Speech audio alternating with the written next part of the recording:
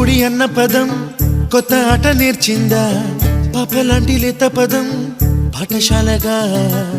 కూనలమ్మ జానపదం పల్లె దాటి వచ్చిందా చవళిల జానతనం పాట చూపగా కుంచెలో దాగే చిత్రాలు ఎదురొచ్చేలా